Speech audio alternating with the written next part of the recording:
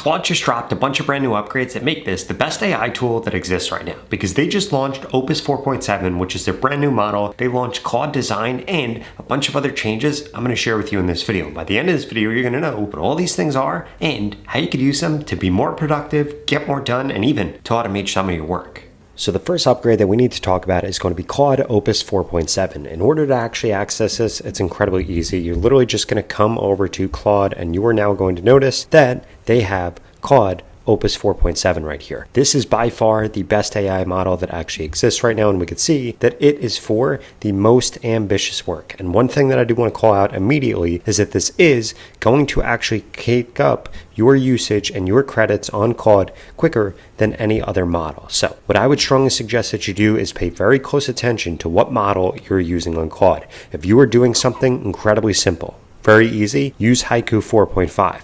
If you're doing something that is a little bit more high level, you want to use Sonnet. And then for the most advanced things like coding, deep research, agentic tasks, make sure that you're using Opus 4.7. If we actually come over here, we could see exactly what makes Opus 4.7 special. We can see right here that it is not only a big upgrade, it is a massive upgrade from Opus 4.6, which was previously the best model for most things. And we could see that this destroys Gemini 3.1 Pro, it destroys GPT 5.4, and it destroys Opus 4.6, and it's incredible how much better this is than all of the other models. In addition to that, we can see that they also announced Project Glasswing, which actually highlights the risks and the benefits of these new AI models. So they're actually going through and they're giving people access to that in advance to try to get things up to speed. In addition to that, we can see Claude Opus 4.7 is now also available inside of the API if you wanted to upgrade your tools, upgrade your features, or anything like that. Now, the next thing that I want to show you is that Claude also just introduced today Claude Design by Anthropic Labs. So this right here is absolutely insane. Basically, this is going to be powered by their most capable vision model. We're going to be Claude Opus 4.7, and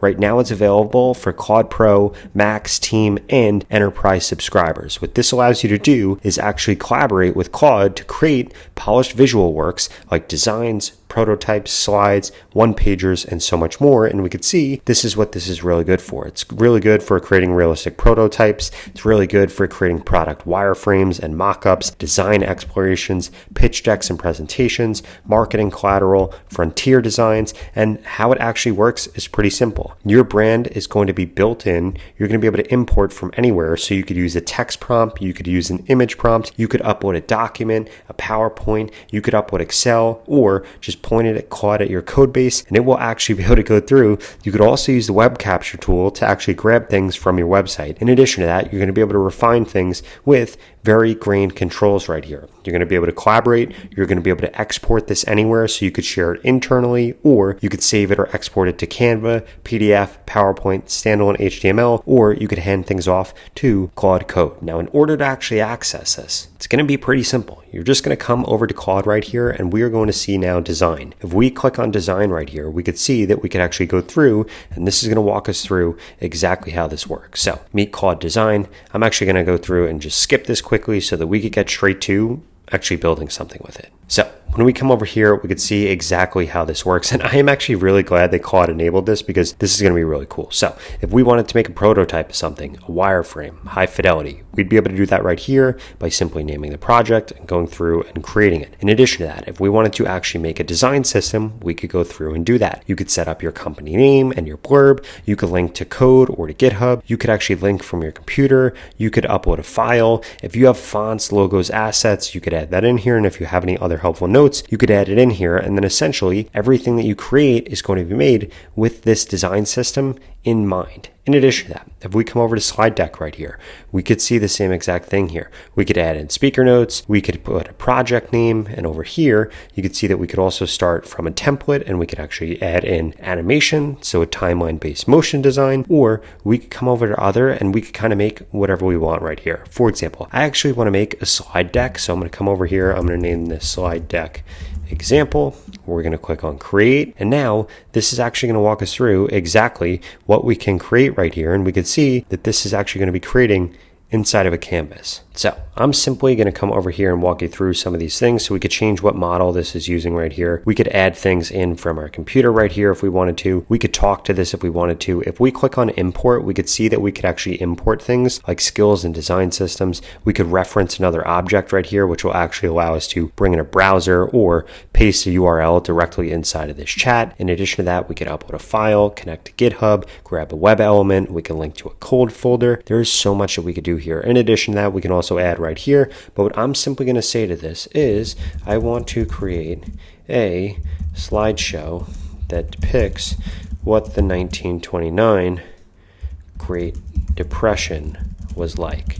It should be 5 slides long, and I want it to really depict / showcase what it was like with the most important statistics. Now, what this is going to do, we could click on send right here, is we could see that this is now going to go through, and this is actually going to begin to create this. And what I really love about this, and this is actually something amazing in my personal opinion, is they have all these tips down here that are constantly going 24/7, so that you're constantly learning things like what you can actually do with this. And we can see that this is now going through, and we have we have Claude, we have the aesthetic choice, and now this is going to go through and actually create this here. In addition to that, what I think is pretty cool is we could actually see all the different scripts that are running. So if we have multiple running, we would be able to see that very easily, which makes it incredibly easy to be able to multitask with this. Okay, so now we can see this has actually gone through and this has created this. And this looks pretty awesome. I really love the coloring that they chose. We could go through and we could edit this however we want right here by just simply coming over here, and we're going to be able to edit anything that we want. We can draw on it. We could change how much we're zoomed in. We could go between presentation mode, full screen, new tab. In this tab, if we wanted to, we could click on tweaks and we can ask Claude to actually tweak anything incredibly easily. We could comment on it. What I actually like right here is we can actually go through and open up new files here and open up new windows, which is pretty awesome. In addition to that, we can now go through and see exactly what this looks like right here. And this looks incredible. I really like the fonts that they chose. I really like the text that they chose. Kind of minimalistic, but also showing what life was actually like here, which I think is pretty awesome. It did all the research, and this is just a way better design experience. And again, if we come back over to home right here, we could see that there are so many different things that we can now design with Claude. In addition to that, we could walk through a bunch of different examples of other things that have been created here, which will give you some inspiration. Now, the next thing that I want to show you is you can now connect Claude to YouTube. The way that you're going to do this is using VidIQ's MCP. It is incredibly easy to set up. And if we come over here, we can actually ask Claude what it could do. So I'm going to come over here and I'm going to ask it what it can do, which we could see that I did right here. So I said, what can VidIQ MCP do? Because right now, Claude doesn't actually have access to YouTube's data, but using VidIQ MCP, you can now do this. And this literally just got released this week. So we could see that it has 15 tools across 5 different categories. So we have research and discovery. We could use it to do keyword research, find trending videos, find outlier videos, find breakout channels. You could actually connect it to your specific channel to get channel stats, channel videos, channel performance, channel trends. You could do video specific deep dives. You could get your channel analytics, and you could actually use it to check your Claude MCP balance and things like that. And what's incredible about this is you now get the power of Claude with this right here, which allows you to actually access YouTube. The way that you're going to get this set up is literally just by coming over to VidIQ. I put a link to it at the pinned comment below. You could come over into account settings right here, come under MCP, and this will allow you to get set up incredibly easily. You could see you just get this set up inside of Claude. Now you could do some pretty crazy things. For example, we could say something like, I am in the AI news niche and I want to make a video about Claude, or I could make a video about Gemini.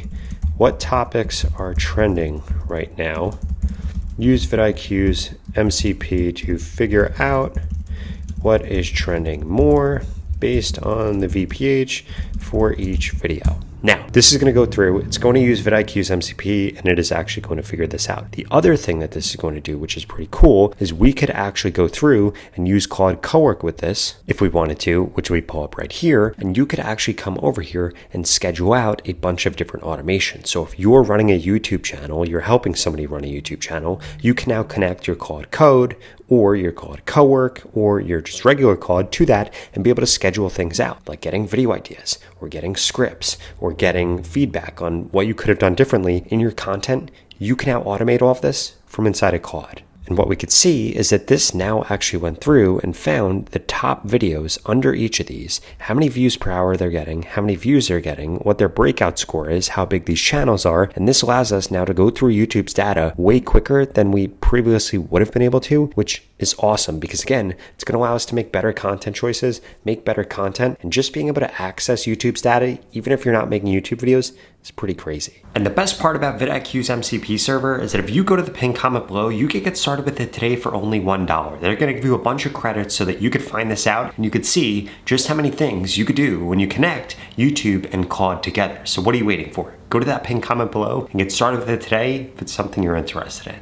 Now, the next upgrade I wanted to make sure that you're aware of is now if you pull up Claude on your desktop right here and we come under Customize, you're going to see that they added in a bunch of new skills and new plugins. So if we come over here and actually browse through the new plugins, in the past they only had like 6 of them. Now they have a bunch. They have them around sales. They have them around enterprise search, around brand voice, around a PDF viewer. They have one for Apollo that will actually allow you to prospect, enrich, and reach out to leads. They have a common room, which is going to be your go-to-market co-pilot. They have a Zoom plugin, bio research, which will actually allow you to connect to preclinical research tools and databases. They have one with sales support. They have one with customer support, and essentially what all these different plugins do and what all these different skills do is allow you to actually build out SOPs. So when you get a result from Claude or you get a result from something that you like, you're actually able to repeat that over and over again. And if you don't find something that you actually want right here, it's actually pretty easy to just come over here, click on create new skill, and we could actually come over here and add on this, create skill, and we could either upload a skill ourselves, we could write the skill instructions ourselves, or we could actually create it with Claude.